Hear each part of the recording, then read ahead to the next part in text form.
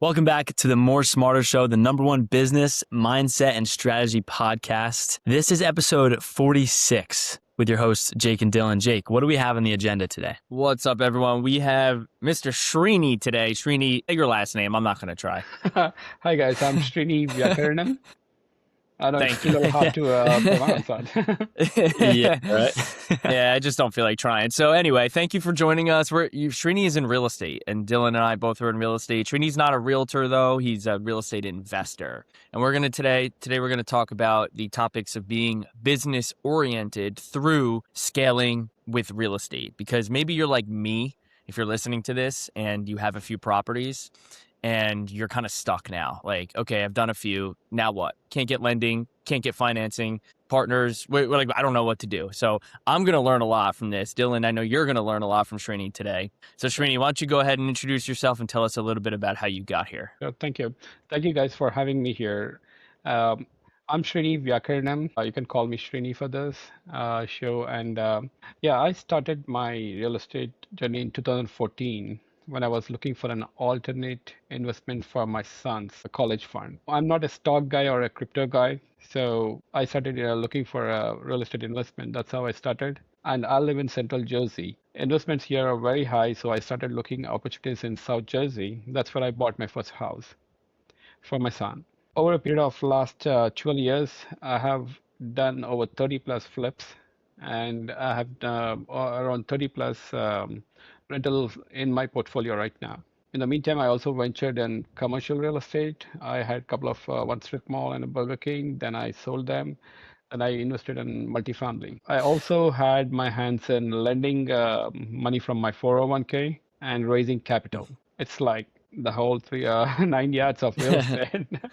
Yeah, for real. For real. We talk about how when you get your first deal, it's like an addiction, and you want to just like keep going and going and going. And it's very, very apparent how you go from buying one property 12 years ago to now having like 25 million in real estate and a bunch of different flips that you have. So like I want to like dissect and really the journey, I guess, from how you got from just that one. And then now, I even get to like, Jake's level with having a few and then continuing on from there. Yeah. So you started, but did you have a job when you began in real estate? A W-2? I'm an IT guy.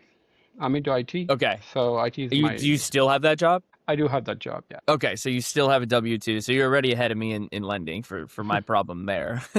Yeah. So you have a W-2 job, and you said your purpose of getting involved with real estate was really just you have children that you were trying to fund their college? Yes, I had 2 kids. Okay.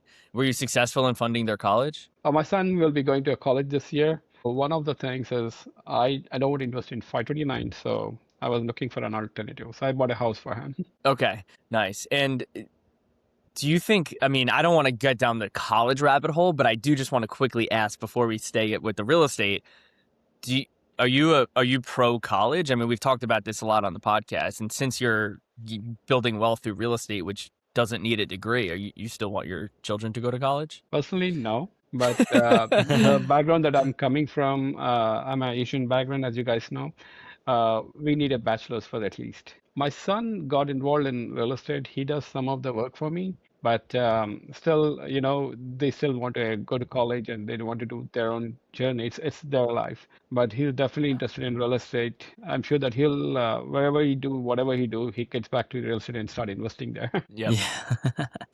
It's probably such a hard thing to see where it's like, all right, my dad is crushing it in the real estate world, but is still using his IT degree. Yeah. So it's back and forth. It's like, what do you decide? I think it's a mindset. It's about mindset. That's right. So, okay. So walk us through how you, let's start where I am. I have a few properties. So how do you get from a few to a lot? Again, when I started, I didn't thought of getting into completely real estate. I started with for my sons this thing. But when I started seeing the taste of it, the tax benefits, the cash flow, the appreciation, everything, that's where I motivated. First couple of years was not much. When then I started seeing the pattern, then I said, let me do a flip. I got one good property at that time, and I flipped it. I made over 40-50 grand at that time, which is like which pumped me up to get into more number of this thing. Biggest challenge, as all investors will face, is how much money you can fund from your own pocket. There's always a limit. That's when I started raising capital from my friends and family. That is the biggest thing, either I need to get the funds ready and buy a property, go for shopping, or find a property or go for funding. So Yep. it's it is a Yeah. it's a tense place, but it's a great place to be. Yeah. I feel though is if you have a good deal, you can find the funding, right? Is that kind Right. of your experience as well? Yes, I think initially people has to trust you.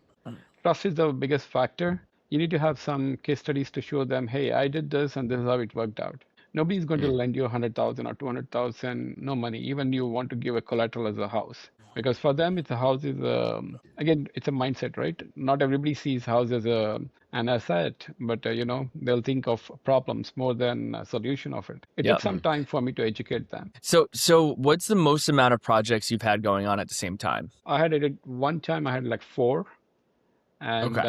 all the four had different problems. It's like Yeah. with the So job and this thing. And again, as I mentioned, I live in Central, and this is in South Jersey. It's like a 60 miles one way. right. It's really tough to handle those type of things. So if Yeah. you have four projects going on at once Hmm. between Central Jersey and South Jersey, which could be like a 2+ hour radius, you need to have some serious systems, some serious team members, some serious delegation going on. So can you dive deeper into those things that you have? Absolutely. So it's again a learning curve. When I started, I didn't know much about the township inspections, fix and flips, and everything. You learn, you read, you get into some networking events, understand this. When I did my first flip, it was an easy thing because it was only a cosmetic fix. When I started doing a gut rehab, then I need to find a good contractor. Handling multiple contractors is a very tough job, and it's very hard to manage at that time. So the systems, initially I didn't have any systems. It's all about Excel spreadsheet, what I want to do, and what I want to achieve and everything. I made a note of all the things, go check it out and clean it out. But later the systems come into place when I had my one of the guy as a property manager who helped me in handling my flips. So like the guy will be taking care of the actions that needs to be done for that week. Because of my IT Mm. background, my management was much easier. All I need to is to check that. But I used to go almost like twice at least in a week and twice Yeah. for definitely on a weekend. But it reduced. Now I buy properties. I have bought properties without seeing them because I know the locations, I know the Yeah. community and the area, and only my guy will go and take me pictures, and I do it. Yeah.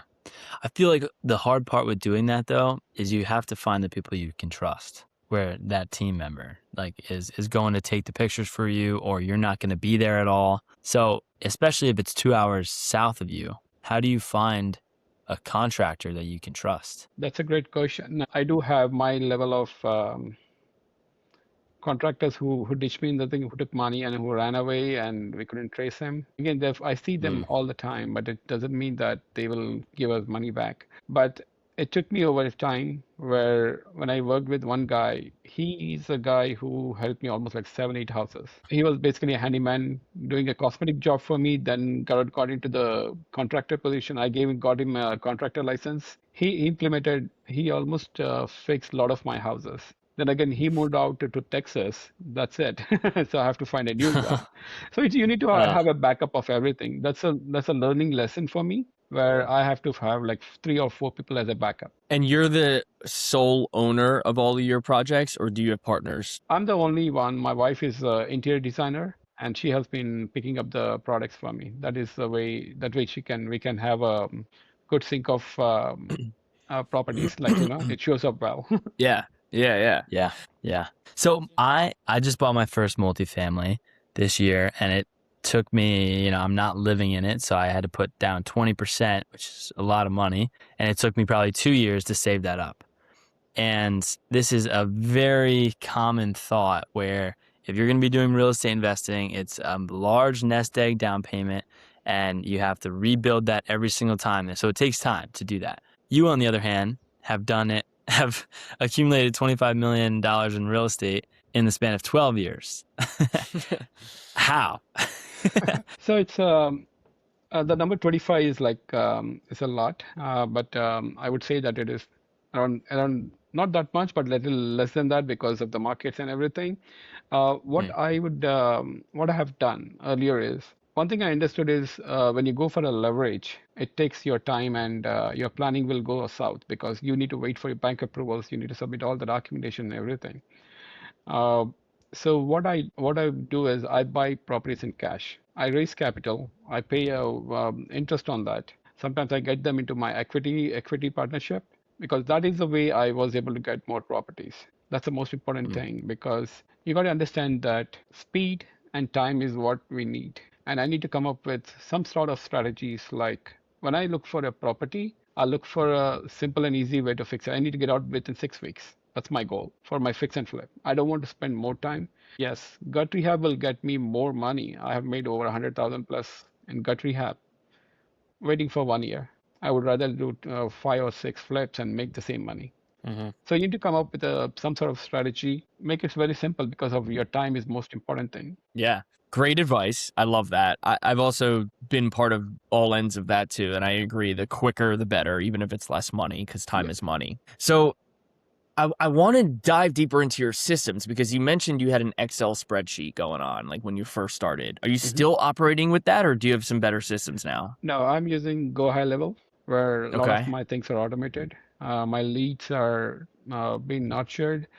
Every month we send some notes or we send postcards. That is the ongoing system that always happens. The only difference is earlier I used to do very manually. Like I need to get the list, I need to mail them out and everything, but it's everything is automated right now. I So use so you're referring to getting like finding deals, right? that is for the From Go High finding Level. deals. Yeah, yeah. But how about the fact that you're taking, you're taking private lenders' money, and like, how do you know, like, how do you keep track of who gave you what money, what interest they get, who has equity when you have four things going on at the same time? That's what I do is every documentation I used to use folders and Excel spreadsheet at that time. Now the good thing what I'm doing right now is I'm trying to remove my leverage. I'm just trying to keep it free and clear properties. That is where is my goal right now. So for your question, I still track it with Excel because it's not much and everything is automated. I set up my system. Once I have a loan, I just set it up automatic. Payments will Mm-hmm. go automatically to the people for the number of payments that I've agreed to it. Mm-hmm. Yeah. So And these are not like non-traditional style loans. You said you were speaking with friends and family about lending money, so it's like not really like a syndicate. Like, I mean, I wouldn't imagine that one person is giving you, $400,000 to buy a house, right? It's probably 10 people giving you $40,000. that's right. Doesn't matter if it is. I have two people giving in the for the same property. The dates and Mm-hmm. payment plan is what is needed. So as long as it's Yeah. Got it. coming to the same LLC and the payments are going on time to them on the schedule ACH, which as agreed, and I always try to do 1 day at least before on my date. That way, even Mm-hmm. there's the delays, they go and they get the time. They get the check on time. But when you're having these conversations with these people, how are you able to negotiate equity in a specific deal compared to like how much you're paying them on a monthly basis? Like, what's their return? Like, how does that conversation really go? It was easy earlier because at the time interest rate was only 1% or 2%, and I was offering at least 6% to them. It's a no-brainer, and I used to convince them with the collateral as a house as a collateral and a lien on the property. But right now, it's almost like people know that what I do and everything. They said, okay, instead of interest, can I get an equity on it? So there's always a negotiation. How much you need, what do you need right now, and do you need equity in the whole property by selling or he has to understand that there's a risk involved. Not every flip will be successful. Not every everything will gain or you lose. If you lose, you are ready to lose. That's Yeah, what is the hunger they have in their mind. yeah, It's not got it. always the And success then but stories. for a buy and hold though, do you have any buy and hold partners right now that you own like let's say 80% of it, but they own 20% because they helped you fund it? I have a couple of equity partnership that I'm doing right now, which is like almost like we are at 50-50, where I get the deal and everything, they fund the deal completely. Nice. Nice. Okay, so you talked about funding and finding. Well, you talked a little bit about. I'm sorry, you talked about funding, but not so much finding deals. Mhm. How does that work? I know you use Go High Level, but like, you're getting some serious discounts on these? Gola high level is right now because I'm getting some leads, online lead generated from Deal Machine and everything. That's because Hmm. we want to expand it. But prior to that, it's all referral basis. Really? Referral is a place that we have to look for. That is where you get a genuine, real seller that who really wants to talk and meet and talk to you. Go high level leads are mostly like you're trying with 1,000 people and you might get Yeah. 100 people and you might get one or two there. Do you use their texting platform? Because I've done that. Yes, it's very restrictive, but still, I use them. It works. Yeah. The It AI helps text me in bot. getting into conversation. Again, I Yeah. don't talk to them right directly. I only go when my guy says, "Okay, it's time to meet them in person." Okay. Mm. And now, so so let's dive a little bit deeper into this because finding off-market deals is like a buzzword right now. Yes. And it's, it's something that everyone is really, I guess, trying to do. So, and there's so many different options when you do find a good deal. And I know this is something we were speaking about prior, but you can wholesale it. You can, Jake and I are also real estate agents. We can help them list the property, and we can buy it as an investment property. So there's so many different ways that you can kind of make money when you find a good deal. That's why that part always kind of comes first, in my opinion, is you find the deal, you figure out how to fund it or do whatever you got to do with it. For you, what is the system? So I know you said you're sending out mailers, you're doing that sort of stuff. I want to dive deeper into you have a team working with you in your Go High Level account when someone responds to a mailer or a text message that handles the immediate response and says, yeah, like tell me a little bit more about the property. What's the situation? And then that leads you up for the close. How does that transition from inquiry to close work for the off market side? So earlier it was one man show. Then I have two people. Initially, I had four people who was handling this type of request because 4 years back, 5 years before COVID, or even during the COVID time, it was a huge rush of people were interested doing wholesaling. That's where the wholesaling was hot. Even I bought properties with wholesaling. I do wholesaling too. No, I can't eat everything. I can't have all the houses and funding. It's too much. So I did Yeah. quite a few wholesaling. In fact, I did novation, assignment, whatever you call everything. I have done it because and during this last 12 years, I also had my license like 6 years now. I got my realtor license, but it's not for like a realtor wise, but it's more of if I have to do innovation, that's one of the ways I can do it. Mm. Sellers want the maximum money, but there's a little meat in that, but you need to make some kind of money. So you need to have that leverage. So I just use my realtor license for that. Nice. Smart. And you said you have a guy who tells you, so what does that guy do for you? My four guys, they nurture the leads. They identify whether it's really a lead or not. I get to see only to them only when it is like, okay, seller is interested to talk now. Even the Okay. numbers has to make sense before I go there because when I try to meet them, I try to give my best shot and best offer. And if they like it, they will get back to me. But I have a Celeste who are still in touch with me. They didn't make a decision, but they're still in touch with me for 2 years. Yep. It's And you have a whole system probably with like following up and staying on top of them. absolutely. The people Mm. whom I meet, they're the people who will get in touch with me directly because they don't have to Yep. go to the system because I do texting to them because they're texting me in person. Yeah. Well, so Jake has makes a great point where when he was working as a teacher, he had to be more efficient with the time that he had within his business because he didn't have the time to go to these appointments and meet with sellers and all this sort of stuff. For you, because you still have a full-time job, did you feel that you needed to have a system in place immediately? I know you said you were working as a one-man show for a little bit. What was that one-man show like? And then how did you evolve to then hiring these four people to help you with that acquisition process? Yes. Yes, it's very hard to do with a one man. I think nobody has built any empires with one person. It has to be as a team. Yes, you lose some money paying them, but you gain a lot of time, which is the most critical thing. With my current IT job, it's very much hard for me to spend time, but it's always about working late hours or late in the evenings or in the weekends. That's when I hired people who help me in organize setting up my time. one other flexibility I have is I work from home. So that leverage me, like, if I have to meeting, I attend my meetings, I do complete my work in the mornings, and I carry my laptop everywhere. I was gonna say we're recording right now Wednesday at 10 a.m. and you have a job, so I guess you're working right now. Yes, I do. I just take a one Nice. hour But break and I I start early gotcha. and then I take a break. Yeah, yeah, yeah. nice. It's good. So I've got a quick question about back to the funding and the private money lending and getting capital from investors. I've always wondered. I've been a private money lender myself. I borrowed from my 401k, which I think you mentioned you have done, and I basically arbitrage it for more interest than I'm paying my own 401k back, and it worked well for me as the private lender. But my question is, as the investor who's getting the private lending money, I mean, I was getting 10% on my money and actually 11% after a certain threshold. And it was a little bit of a different deal. It wasn't a single family house, but the if you're going to the bank for a hard money loan, what's the interest rate? Like 10, 11, 12? So like are you really getting that much better of a deal by taking private money? Yes. See, How? there are people, everybody has different type of hunger. Some people really need a higher return. Some people need the principal to be saved. They're more concerned about the principal. They really don't want to risk it.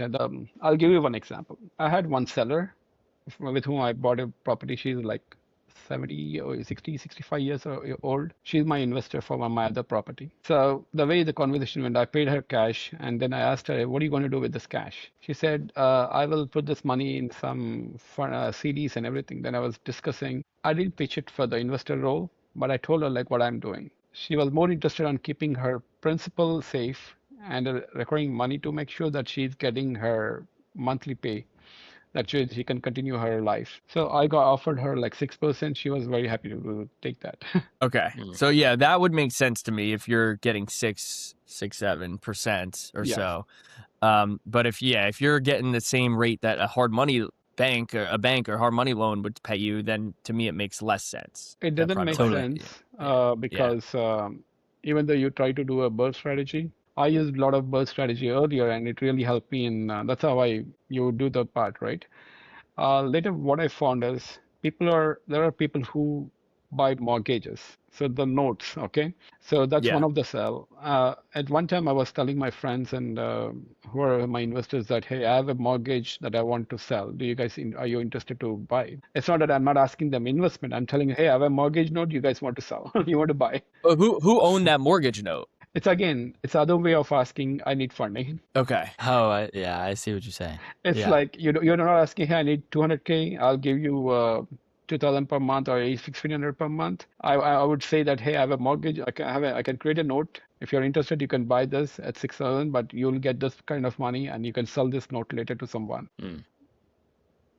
And now here's so where I'm at personally is the house, that I bought. It was a non-qualified mortgage, non-QM, so it got sent out to a whole bunch of different lenders that charge me like a crazy high interest rate and whatever it is, and because I'm a first time investor.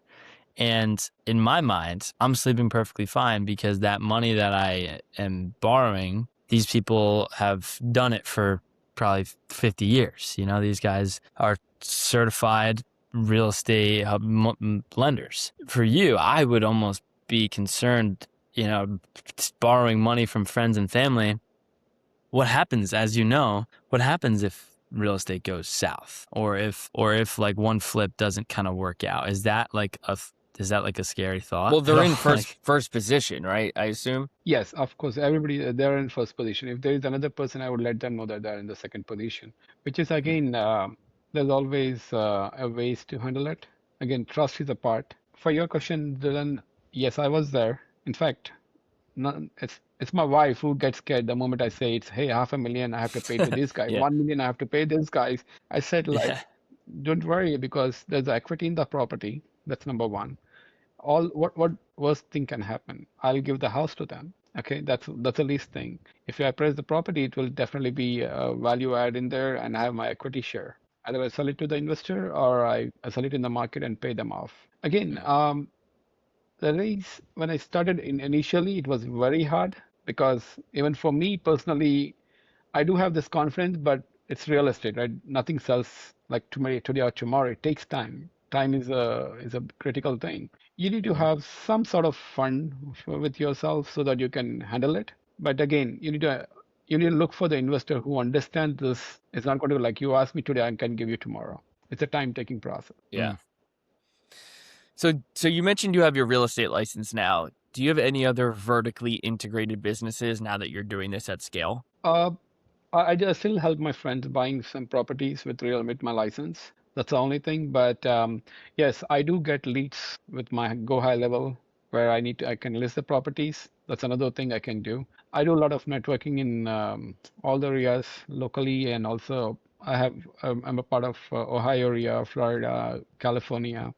I do have properties there. So it's like I have it in California and Ohio and Texas. So I do network with different people, and they want to invest in New Jersey, or they have somebody clients that they refer. I help them out. They help me in that location. But do you have any are you considering maybe a property management company or a construction company or roofing companies, things like that? I have my own property management company where I manage my own properties. That's one shield I have where I hire contractors and everything from there. But it's a good question that I always want to have a property. I want to hire a property management company. I want to buy another management company because as I invested in this property, what I saw is you make friends with a lot of people. And property management is one of the best ways because people got inspired with me. They asked my journey and I helped them in building their journey. I met so many people so many of my friends who have like 10, 15 properties at this time. They were able to scale up because you already have someone who is showing you a path. Yep. When I started, it's very hard. I have to learn from multiple people. Yep. Yeah. So I saw on you have a website where you have like an 8-week journey to get into real estate investing pretty That's much. right. What is that? Is that like a course that you sell? Is that just to help out family friends that help you out? You giving back? What is that? It's REI Rise is a company that I have where I help 9 to 5 professionals to get into real estate. See, one of the things any real estate or anybody who is doing a job is always they want to get out of grind. Nobody wants to be 9 to 5 all the time, even though you're high paying or whatever it is. They need to get out. So what I do is these are people who work hard, they pay high taxes. I teach them how to leverage the money, how to invest in real estate. Just like how I told you about my son's college degree. That's where I found like it's a lot of tax saving for the people, and it's helping me building the equity, getting a cash flow every month, depreciation, everything adds up. So I teach this to my 9 to 5 guy professionals where if you're a 9 to 5 professional, this is the best pathway to take it. I have people bought one property 1 year, second property in the second year. They're building their portfolio. And do you teach them how to raise money or find deals or what? Initially, these people are self-funding. So identifying a property, getting into a property management, it's a one cycle I will teach them, which will help them in getting the route of it. Again, imagine it's 9 to 5 people and they might working in the New York and they cannot have this type of flexibility what I have. Yeah. Yeah. So it's important to have that. People are more interested in investing in a stock where I put it in a dividend fund. I don't do anything. Let the money grow. But this way, they will learn the process. They'll taste the blood, and they'll start implementing and investing more. Okay. Mm. I mean, I hear this all the time, like Jake, because we're realtors and real estate investors. Jake, there's no deals anywhere. I can't find any deals. I can't make the numbers work. Do you? What do you have to say about that? I've been there. I have properties that I bought for 60,000. Now I am selling the same property for 240 to 250,000. So when I see the same property to buy it, you need to keep buying. First thing. Second thing is a deal is a deal when both seller and buyer wins. But if you have a realtor and you have someone there, you can't talk directly. See, the seller wants to sell the property. There is a reason why he wants to sell, right? He might have some other thing in mind that he needs to get. It might be a number that he's looking at. He has to jack up that price because of the realtor fee or whatever expenses in it. But if you aren't afraid of a seller, there's a lot of opportunities you can do. There are more creative ways. I do creative financing too. I have done quite a few. I bought properties for $3,500 also. So I got to stay on this. So why would a seller, I bought a couple off market properties myself. Why, but very specific situations. Why would a typical seller choose to sell something off market? First, they think that they have to pay a lot of money to the realtors and they have to fix the house, which itself, assuming I'm in a house where I need a roof needs to be fixed and the house needs to be fixed. The first thing when a realtor gets into the house, hey, you have to repaint this house, you have to do the from lawn this thing, you have to make Hmm. the fixes, you have to spend like 20 grand and then you have to put in the market to get a good price. Hmm. That it's a lot of people are not up to for that. Yeah. Yeah. That is the Okay. biggest thing a seller will hold off. Yeah. And then also if you say the cash offer That's the too, next one. right? That's my last thing The that I've come infamous up with. cash offer. It's just Yeah. so like everywhere in the news and everything that it's a seller's market, at least in North Jersey. I'm assuming Central and South Jersey are probably Everywhere. similar. Yeah. So when you're a seller, like why would you not take advantage of this unique opportunity to be a seller, you know? It's the time. Yeah. Time is the most important thing. I would say I have a seller with whom I'm working right now. I've been in touch for the last 6 months. He wants to sell this. Every year he comes to me, hey, the price is now 300. The price is 330. I said there's no end for it because that property sold for that and this property is sold for that. You will never stop like that. You keep counting, you can't expect a cash offer like that. When if somebody's coming with cash, they're paying you like within a week. Yeah. And, You're avoiding all the And mental tensions that you have, like whether the loan will approve or the inspections will be completed and all those things. yeah. And there's a time and a place for that, right? A lot of the times though, there's not a time and a place for that. So that's where I love the idea of having multiple different multiple solutions options. Yeah. Yeah. where you can list it, you can do, I would almost tier it as like you're a realtor, you can help them list the property. Then you're also a realtor, but you're also knows that there's a lot of equity in the deal. You do a novation. Yeah, And that's, I think on the gray line of moral or not. Obviously, as long as you're presenting all the information, then there's no Yeah. problem. And then, there's wholesaling it and there's buying it cash as is for yourself. So there's that whole tier of options that you can offer this person. that's what I do. Exactly, that's exactly Yeah. what I do.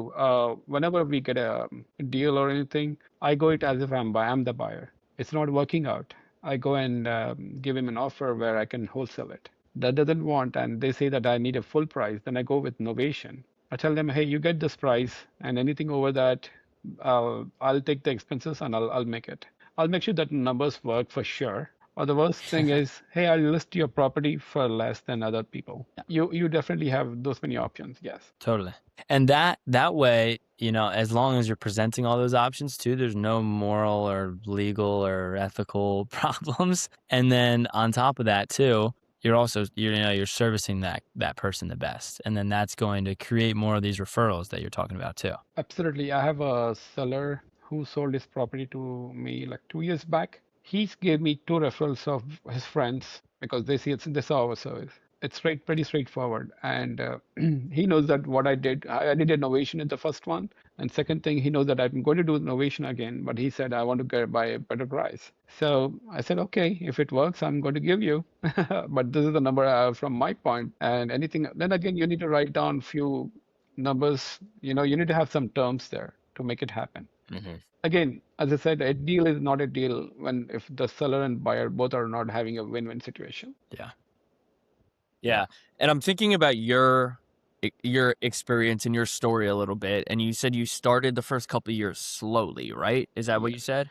that's right. So yeah, was there a point between then and where you're at today that it became almost the most difficult? Because when you're new, you're naive to it. There's a lot of positives there. You're willing to spend money and time and you're excited about it.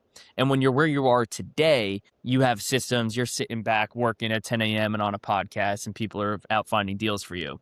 But that messy middle is what they call it in business. What is your experience there? Again, one of the most important thing I see is it's a mindset shift that I had. Earlier, I used to consume everything. Oh, apartment investment. Oh, commercial investment, single family, multifamily. Oh, let's take a condo, a townhouse. Now I'm very clear what I want. In fact, that's what I guide in my training too, that you need to have a mindset what you're looking for. If you want to buy a single family home with a 3 bed, 1.5 bath, or 2 bath, and your budget is 300, just focus on that. Networking with the people, let the people know that what you want, and that's what you get. It probably took you some experiences to get there, right? When you started, you were probably more open to a wider variety. Absolutely, it's a lot of chaos, and where I was like analyzing every small deal. It's not analyzing, it's your basic things that you check on. Yeah, I wasted a lot of time there. Yeah. But it's I wouldn't even say wasted. You use that time. You use that time to be working more harder to then eventually learn how to work more smarter. That's exactly it. That is Yeah. correct. That is correct. But again, if you don't do anything for 6 months, it gets wasted. But it's a knowledge, definitely. Yeah, that's fair. That's fair. That's more of like analysis Yeah. paralysis type of situation. Yeah. Yeah. Well, so what would you, I know you have like a whole course that you can plug and walk people through of how to get started in real estate. But I guess like when you're going from that beginning phase, like I feel I'm in step 1 of being a real estate investor. Jake's at step 4, let's say. You're at step 15. Yeah. To get to 5, 6, 7, 8, it's the hiring, I guess, portion to help the acquisition of more leads coming in. And that's the part where it's like is the messy middle that Jake was talking about. So, okay, the number one answer is find your target. Focus on your target and keep the main thing. But then now how do you build around that main thing? See, once you have this network, number one. Second thing is you need to have your systems, which I talked about, the leads and everything.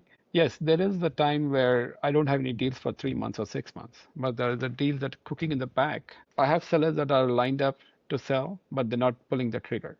You never know when you get that call. Okay, that's one thing, but it's important that when they are thinking to pull the trigger, you are the first thing in their mind. That's the most important thing. That's where you need to get in touch with them frequently.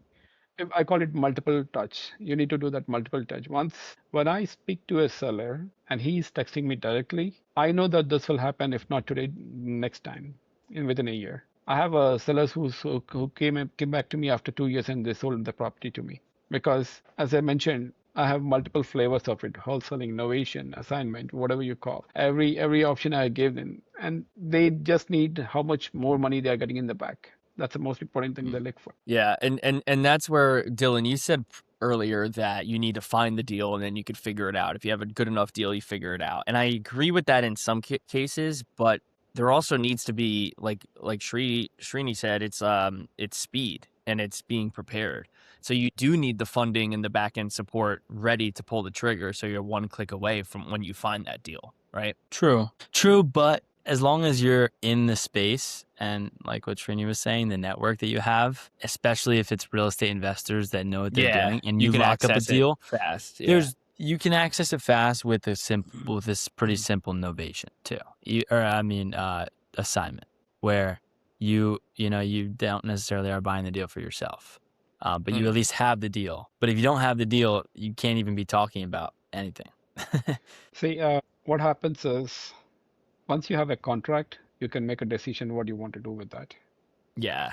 That is Very the true. most important. See, it's been a little hard for last 2 years, I would say 2 or 3 years, that sellers, even though they sign the contract, they call me and say, "Hey, Srini, I'm not interested to sell right now. I want to hold it off," which happens all the time because they might see a shiny object somewhere and he came, "Hey, I'll give you 20,000 more." But always remember, if a seller comes back and calls you and tells you that, "Hey, I want to hold on for some time," he's thinking he didn't made a decision of it. And most important, there's a rapport that you already built with your seller. He goes by trust. Once you make that trusting impact on him, he will always come back. That's the most important thing. Yeah. True. Okay. Well, Srriini, this has been great. I love Jake and I this. don't really get the opportunity to sit down with a bunch of real estate people a lot, for the More Smarter show. It's more business owners, but we always love it when a real estate guy comes on and we can talk, we can geek out. So I appreciate you coming on. And is there anything that, I guess like final last thing that you wanna touch on and kind of tell our audience piece of advice of how to better their real estate investing journey? See, it's always have an alternative. I will repeat this, okay? Sorry. So what you need to do is it's always we think a lot and we assume a lot of things. It's important that you need to have someone who can walk you through the things and who can help you out who can help you out in your journey. That's the most important. That's what we call as the mentor. When I had my mentor, my speed was different level. I'm at a different speed because I was consuming too many things in YouTube and it's not going to help me in anything. My advice is find a person who can guide you in his expertise level and just follow him for at least for the first one and start learning from them. You need to get into the investment cycle to learn investment. There's no other way. Do you offer coaching? Asking for a friend. Yes, I do. I do All right. offer. What I usually teach them is the basics. Then I get into the full program where they can learn. I can help them with every small thing in the real estate investment problem game. Now, if this friend wasn't necessarily needing the basics, but maybe the way Dylan described it was on chapter 4, would that be a good fit? Absolutely. Okay. That's where there are many ways to do this. There are many ways to do it. Absolutely. I wonder who this friend is. Probably pretty handsome. Yeah. Yeah. So I mean that's the cool part though, that it's you're able to help everyone at different stages too, where it's like me talking to someone who's just getting started right now is probably better because I'm fresh than you talking to someone who got started. But anyone Yes. remotely above me and talking about the next level of funding or how to get different deals or all the different leads coming in, that's right up your alley. So those are specific things that really like bring your business to the next level. And that's, it's awesome that you're able to provide that for people. Most important thing, you need to keep learning. You need to keep learning. Even right now, when I meet the guys who have like a lot of houses, I always check know their journey because everybody has a different journey and there's a lot of learning. And there's a lot of opportunities out there. I always say real estate investment is like a sea. You can get as much water as you want. That's it. And actually, one last thing too. When you have a lot of these leads coming in, there's seller leads mainly, but it seems like you're also working with other real estate investors too. Where you're mentoring them, they're helping fund some of the deals. So you have a lot of opportunity for these vertical businesses that Jake was bringing up before. Yeah. I'm surprised that you aren't like a part owner in a title company, or founded your own hard money lending company. Like this seems like perfect verticals for all the opportunities that you have. And I want a challenge, if that isn't already like happening, the next time you're on the show in a year, 2 years, 3 years from now, I want to know how good your title company is doing that you own 50% of. If you want one. Yeah. Yes, I do have friends who have title companies. Yeah, I always have interest in getting involved into a title company, a roofing company, and a HVAC company because these are the needs. And the property management is the biggest thing because my own clients have properties. The first question they ask, "Hey, if I buy this property, can you manage?"